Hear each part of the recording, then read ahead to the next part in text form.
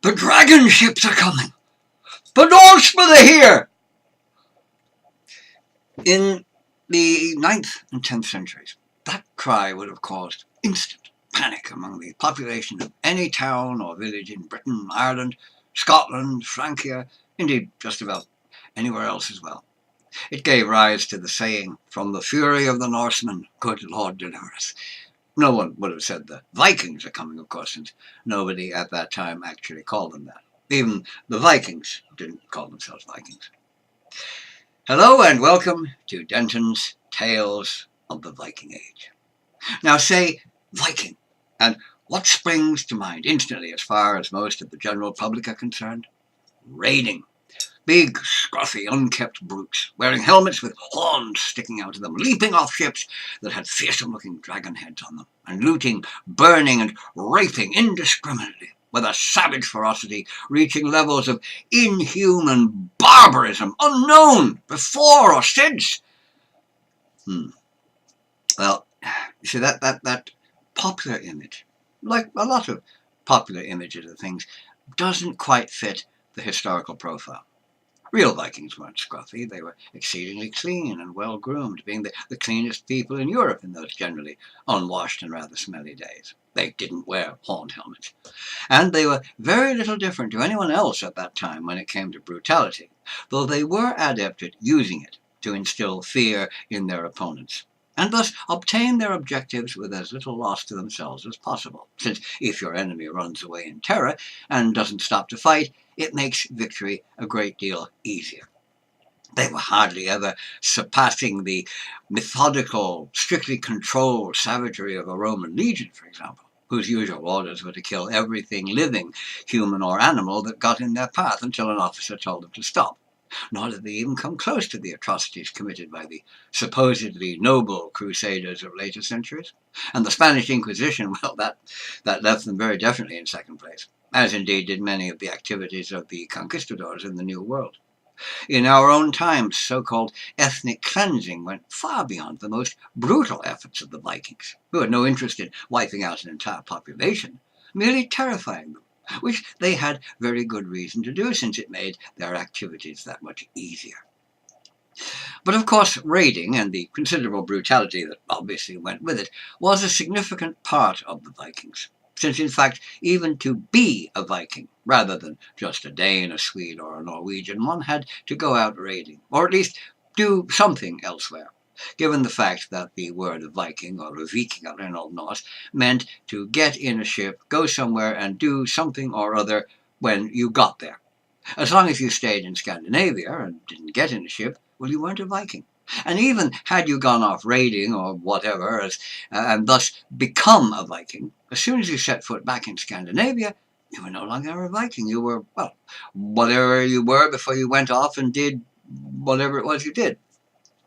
Now, being a Viking didn't mean that you had to do nothing but raid and kill people. No, it could simply have involved trading with natives in another country, as was often the case. It could be establishing a settlement, as was frequently done later on. Ireland being a fine example of that, where most of the major towns were founded by the Vikings and not the native Irish. And as I've said, they were not called Vikings in their own time. They were, I'm sure, called quite a lot of things. Many of them I've seen. But Viking wasn't a term of nationality. It referred specifically to going off in a ship and doing something when you got to wherever the ship got to. One couldn't be a Viking, but one could go Viking, something that peoples of other lands, of course, wouldn't even have known.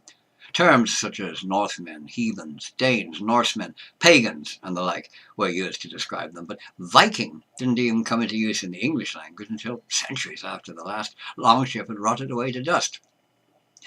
The word has come today, of course, to mean the Norse people as a whole, and anything and everything associated with them, but it was never used by the Norse themselves, save in that very limited seaborne context. They would never have said, "I'm a Viking." They would have said they were a Dane, a Swede, or a Norwegian. To put it simply, you can ride on a bicycle as long as you like, but you'll never be a bicycle. But raiding was the principal activity of those who went Viking, at least in the early days. And even in the later times of settlements and increasing trade, raids still occurred. And the so-called Viking Age is itself dated from their first major raid abroad. Not the actual first, there had been one or two minor ones, but their first really significant raid, one that terrified the Anglo-Saxons and set the stage for what was to come for several centuries. And that was the raid on the monastic settlement on the island of Lindisfarne in Northumbria in England during June of 793 AD, considered as the true start of the Viking Age. And that age ends in 1066 with the death of King Harold Hardrada at the Battle of Stamford Bridge. Now I should point out that there are differing dates used for the Viking Age. Some people quote 750 AD, others 800, and extend it to the year 1100. But I'll go with 793 to 1066. The pre-Viking Age period, known as the Vendel era, is also dated differently depending on who you consult. Some give 550 to 790 AD, others say 500 to 800, overlapping the Viking Age. So whichever one you use, well, you're still wrong by another one. And Viking raids on England still occurred from time to time for years after 1066. King Harold's death didn't end the raids as if by magic instantly, so even that date could be ignored, questioned, or whatever.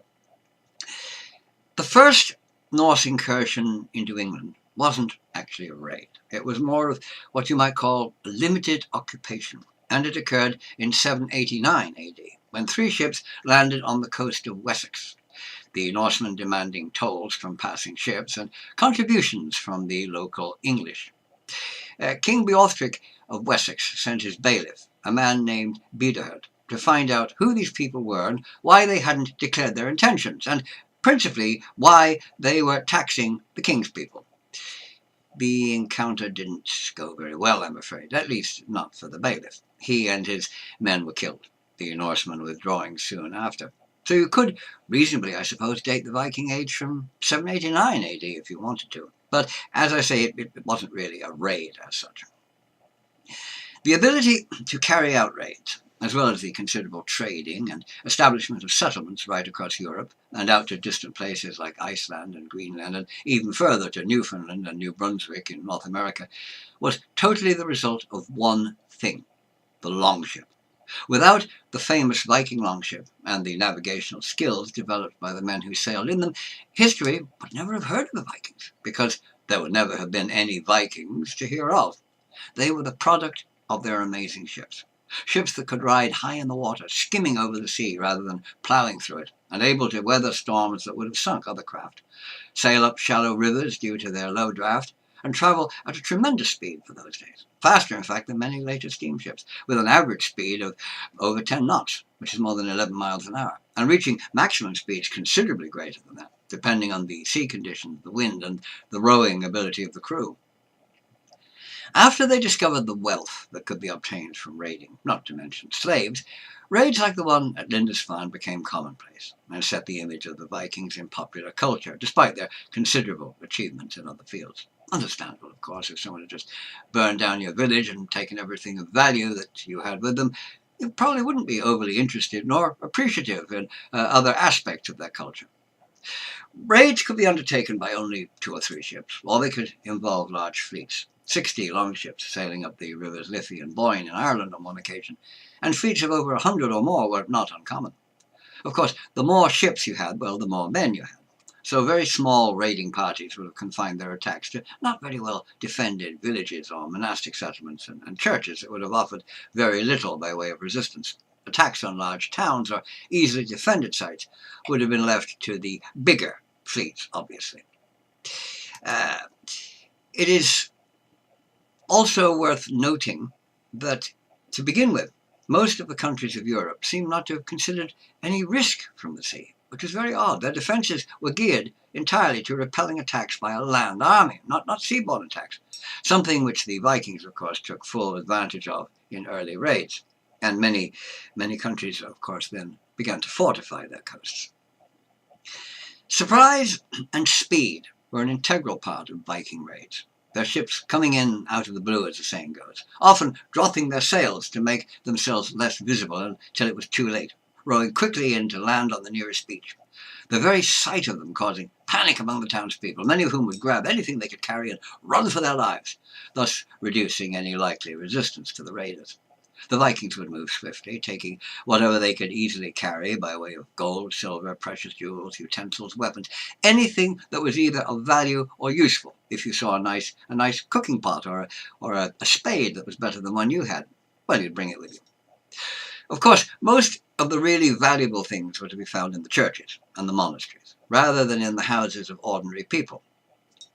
Monastic and religious institutions of all kinds was where the gold chalices, the crucifixes, and other religious symbols, frequently decorated with precious jewels, were to be had.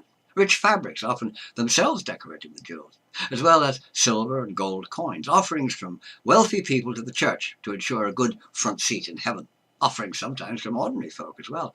Half a silver penny given to the church to get one a better place in the next world was a halfpenny well spent.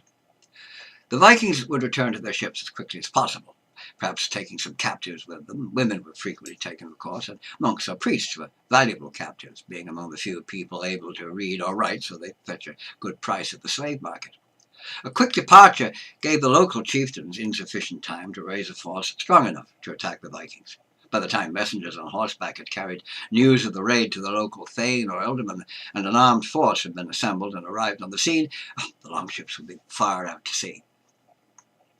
Part of the reason for these fast hit-and-run tactics was that the Vikings were intelligent. They didn't take unnecessary risks, since, while they were brave and seemingly fearless in battle, they wouldn't risk losing any more men than they could help, which was sensible.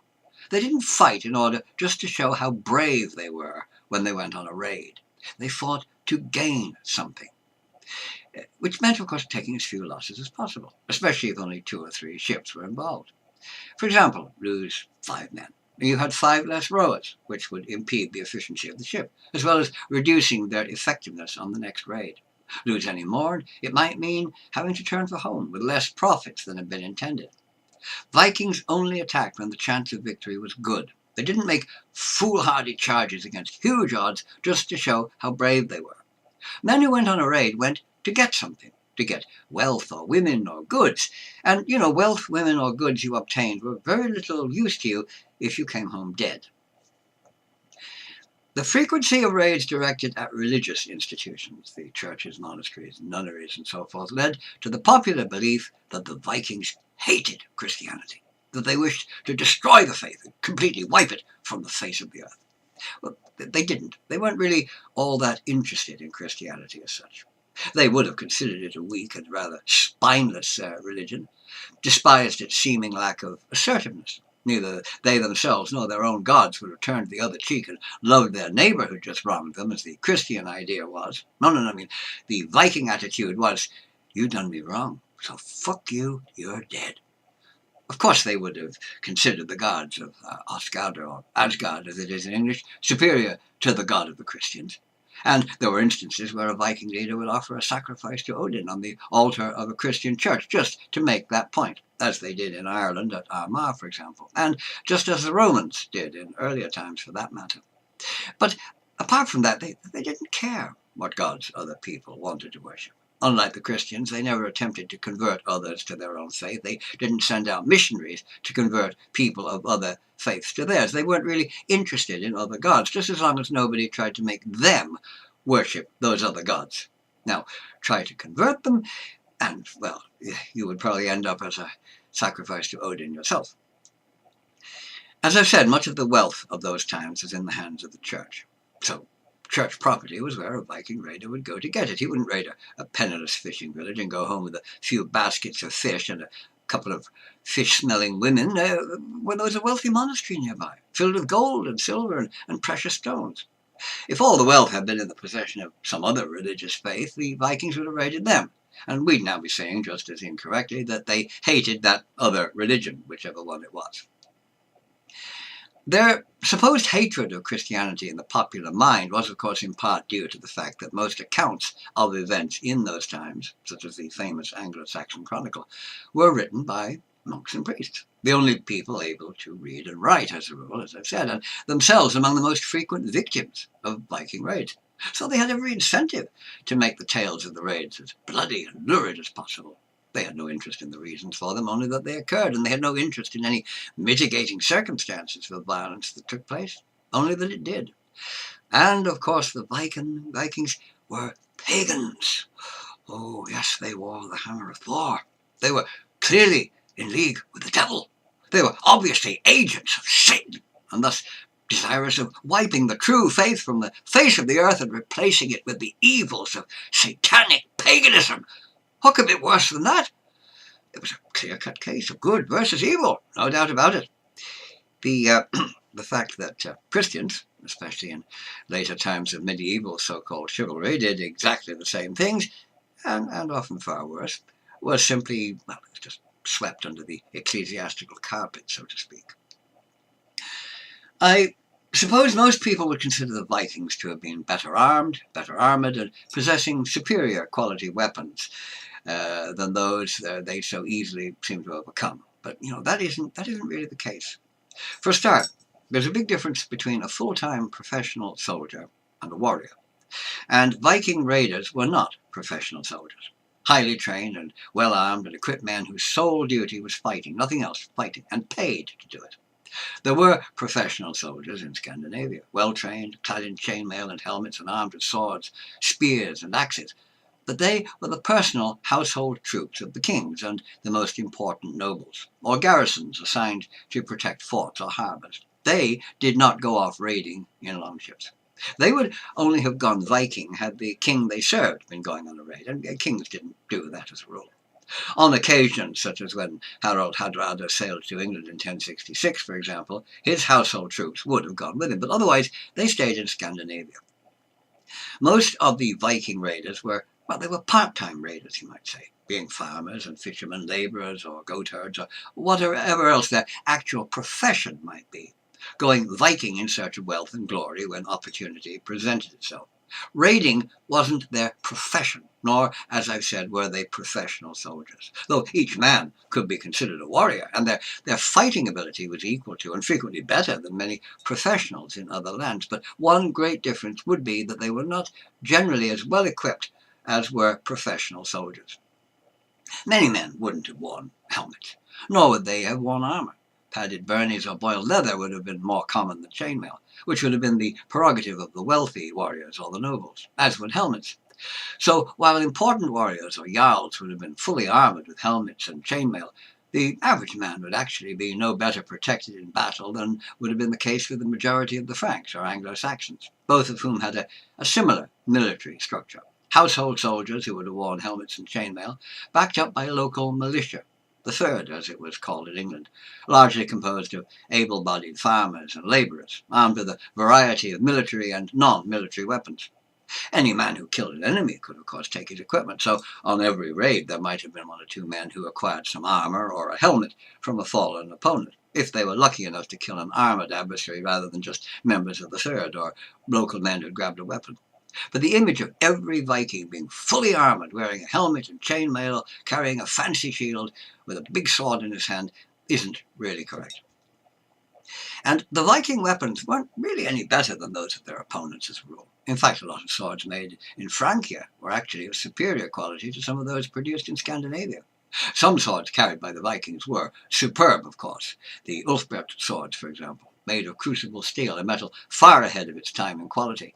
But not all of them were like that. And in any case, swords of that type would have been carried only by the most prominent or wealthy warriors and the nobles. So the Vikings were always keen to acquire Frankish weapons if they could. One advantage they did have was the axe, seen more as a tool for woodworking than as a military weapon in the rest of Europe at the time of the first Viking raids. But they made it into a fearsome weapon of war, some of their axes having shafts 4 feet long and weighted with lead, and others were designed for throwing. Though even there the initial advantage that gave them was lost as other countries began to use special war axes themselves. So it's fair to say that Viking raiders were often no better, and sometimes not as well equipped as their adversaries, and no better protected. But the fighting spirit of the Vikings was, I suppose, what really gave them the advantage. When you're faced with a man who is forced to fight you, so that now his greatest ambition is to gain honour and glory rather than the spoils of wealth or women, His most cherished desire is to die in battle with a weapon in his hand, and be carried aloft by mounted warrior maidens, the Valkyrie, to feast with the gods in Valhalla. You are at a tremendous disadvantage. Take away the fear of death, replace it with an actual desire for a glorious death in battle, and you have the most dangerous warrior it's possible to meet. He has no fear. He won't run away because there's more of you than there are of him. He doesn't care if he's outnumbered. Once he's committed to battle, he may avoid a very one-sided fight to begin with. He won't foolishly rush into a dangerous situation, since his primary intention is to return home with his captured wealth. And as I've said, the Vikings always weighed up any possible excessive risks they might face. But once being in battle, he becomes unstoppable. If you don't kill him, he is going to kill you. He won't back off. The Christian Anglo-Saxons, the Franks or the Celtic Irish, didn't have that kind of religious fervour. While they hoped for a reward in heaven, it wasn't necessarily dependent on getting themselves heroically killed in battle and dying with a weapon in their hand. It was more related to doing a lot of praying and attendance at Mass, giving money to the church and so on. If they could gain salvation without getting their head bashed in with an axe, then that's the course they would choose. But a Viking in battle was longing for that axe or sword, to send him to Valhalla to feast with the gods. The Native Americans had a similar attitude. While they avoided a fight unless they were confident of an easy victory with as little loss as possible, once committed to battle, their attitude became, "Today is a good day to die." A Viking would have totally agreed with them. The first proper raid on England came 4 years after that unfortunate encounter with the King's Bailiff at Lindisfarne in 793 AD, and caused a wave of fear across the land, since pagans had devastated a much venerated holy place, the monastery containing the well-known shrine of St. Cuthbert, without any apparent retribution from God. No lightning bolt struck them down, no storm sank their ships, no avenging angels appeared in the sky. And in those superstitious times, people would have seen the Norsemen as a punishment from God, a punishment for some sins they'd committed, or a religious duty they'd omitted. Of course, that terrified them. In 794, the Vikings descended on Monk Wearmouth Jarrow Abbey, and the following year they sacked Iona Abbey in Scotland. They raided it again in 802 and destroyed it completely in 806, killing some 68 people who resided there. The survivors abandoning the site and moving to Kells in Ireland, which obviously seemed a much safer location. I mean, it was so much further away. Of course, it wasn't. Virtually every important monastic site in Ireland was raided at one time or another in the coming years, even those far inland, given the longship's ability to sail up a shallow river. If you lived on a river with a depth greater than 3 feet, well, the Viking longships would turn up sooner or later. The first major raid along the south coast of England occurred in 835 AD, when the Isle of Sheppey was attacked, and in time fleets of Viking ships would raid all along the English coast with seeming impunity, since the Saxons had no navy to oppose them with. Eventually, after decades of intermittent and generally ineffectual conflict, the Saxons came up with a brilliant idea. They decided to pay the Vikings to go away, the so-called Danegeld, since it was mainly Danes who occupied the east of England. It was perhaps one of the most stupid decisions in history, and did exactly the opposite of what it was intended to do, that is, get rid of the Viking threat. Can you imagine if banks today handed out money to criminals not to rob them? We'd have long lines of would-be bank robbers waiting outside every bank for the nice handout. And the Danegeld had exactly the same result. All it did was bring the Vikings back time and time again, eager to receive silver without having to fight for it, and getting more than they would have had they fought. Thousands of pounds of silver was now routinely paid out to them, vastly more than any number of raids would have produced. And of course, the Vikings just kept coming back. There's a runestone in Scandinavia that records one Viking who received 3 Danegeld payments, probably getting far more each time than he could have obtained in raids, and not losing a single man to do it. Why wouldn't he keep going back? As we might say today, he knew a sucker when he saw one. And failure to pay had serious repercussions, like having one's nose slit open, as a sign to others that prompt payment was really a very good idea if you were concerned about your physical appearance, which is where the saying, paying through the nose, originates, incidentally. Ironically, these payments actually led to all of England being ruled by a Norseman, the great King Canute, who ascended the throne in 1016.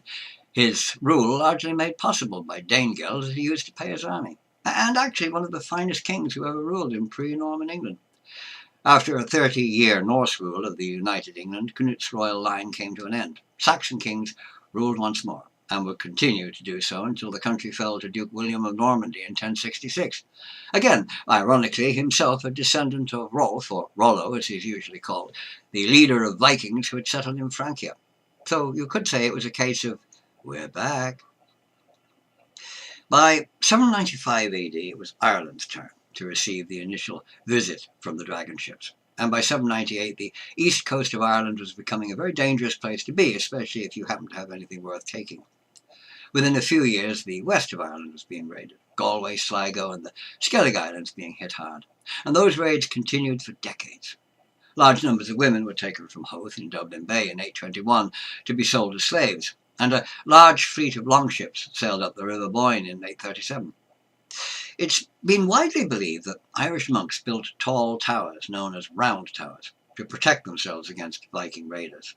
The towers have an entrance doorway high above the ground, 10 feet or more, and reached by a ladder into which they would take whatever valuables they could grab and run with when the Vikings were spotted, pull up the ladder and hide in the tower till the raiders left.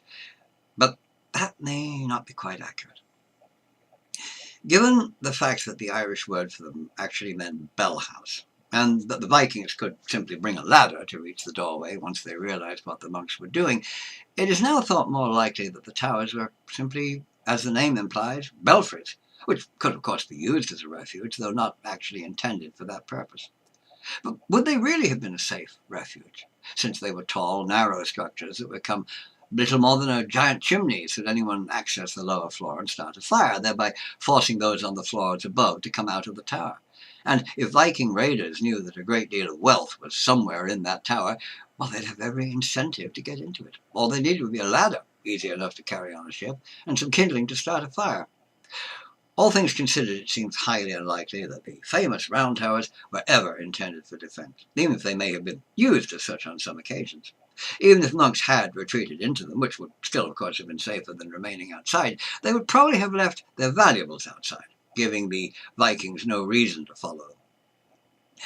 After years of quick hit-and-run raids on Ireland, the Norsemen began not just to raid and run, but to remain for extended periods, camping at Lough Neagh over the winter of 840 to 841 AD, as well as founding a permanent settlement on the River Liffey, called Difflin, where they spent the following winter, which would of course later become Dublin. And by the year 914 AD, intensive Norse settlement rather than just raiding had begun. Some of these settlements going on to become major towns, such as Limerick, Waterford, Cork, and Wexford. And trading with the native Irish started to replace raiding in many places, as happened in England as well, where permanent settlements were established. Trading was often preferable to raiding. It could be done without loss or injury, and from that, alliances began to grow, some Irish chieftains and their Norse counterparts realizing the mutual advantage of having allies. And similar things were happening in Britain as well, where the divide between Norse and Saxon was often blurred as alliances were formed for various reasons. Intermarriage began to take place. Now, slaves were a very important commodity, especially young women, fit young men who could be put to work, or educated men like priests or monks who'd fetch a good price in the slave markets of Francia, or as far as distant Constantinople. And Dublin actually became the largest slave market in Europe under the Norse kings, men like the famous Ivar the Boneless. And excavations in the city have turned up long iron chains with collars that were used to link a group of slaves together, as well as individual collars that were locked around a slave's neck or ankle. So, should we see the Vikings as extra evil for their considerable contribution to slavery? No, I don't think so, since it was the norm right across Europe and the Middle East at that time. Everybody did it. The Anglo-Saxons, for example, used slaves. The Vikings simply went where there was profit to be had, and there was great profit to be made from slaves, or good ones at least. The young, the strong, the good-looking would be taken. The old, the sick, and the ugly would be either killed or left behind. That was simply good business practice, and the Middle Eastern slavers who raided the coast of Africa would have done exactly the same thing. Nor did the Vikings treat their captives with the often senseless brutality that marked the European slave ships of the 18th and 19th century, whipping and beating them and frequently letting them starve. Slave ships usually reaching the New World with a lot less cargo, for want of a better word, than they started out with. Dumping badly treated dead slaves overboard wasn't good for profits, so making sure they reached the slave markets alive and in good condition was important. It wasn't a matter of kindness or compassion. Again, it was simply good business practice. And the Vikings were very good businessmen. And women, too, for that matter. Norse women were often merchants, so it's unlikely they had anything much to do with the slave trade. Another important aspect of the Viking expeditions was economic and cultural, something often completely overlooked. The exchange of ideas and knowledge as well as produce that resulted from it was immense. No one else at that time travelled over such vast distances as the Norse, sailing into the Mediterranean Sea, raiding Spain and Italy, reaching North Africa, trading as far east as Constantinople and Baghdad. They navigated the great river systems of Europe from the Baltic down to the Black Sea to reach that greatest trading centre of the world, Constantinople. And by that route also, as well as directly by sea, often having to port their ships overland to change rivers. They established settlements in Britain and Ireland, France, the Orkney, Shetland and Faroe Islands, the Isle of Man, Iceland, Greenland, Russia, Sicily, and landed in North America 500 years before Columbus didn't, since Columbus never actually saw the American mainland. He found some islands in the Caribbean. No others achieved such a widespread presence across the world, at a time when most people knew little about the world beyond where they happened to live, many knowing nothing about even what lay in the next country, let alone places hundreds of miles away. But the Norse did, and they brought goods and ideas from their own lands to distant ones, returning with similar things from them. They brought furs and animal hides, beautiful jewellery and metalwork in gold and silver, amber, common in northern Europe but scarce around the Mediterranean, coloured glass, beads and fabrics, as well, of course, as slaves to the markets of the Middle East, returning with exotic goods and money. Over 200,000 Arab silver coins have been found in Scandinavia, brought back by Norse traders, as well as a ring inscribed to Allah, and goods from as far east as India. And their language left a great impact on Britain and Ireland especially, where many words in English and Irish Gaelic come from Old Norse, often quite unchanged. 3 areas in Europe even take their names from the Norse. Normandy in France, from the Northmen's land as it was known to begin with, and Russia and Belarus, where the Norse were known as the Rus, from a word meaning to row a boat. Not since the Roman Empire had one people extended their influence across such a vast area, nor would anyone else until long after the Viking Age.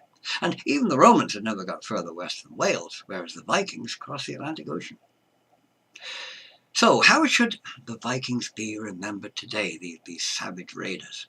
Should we see them only as merciless, savage killers who plundered and devastated towns and villages? See them only when they went Vikinger?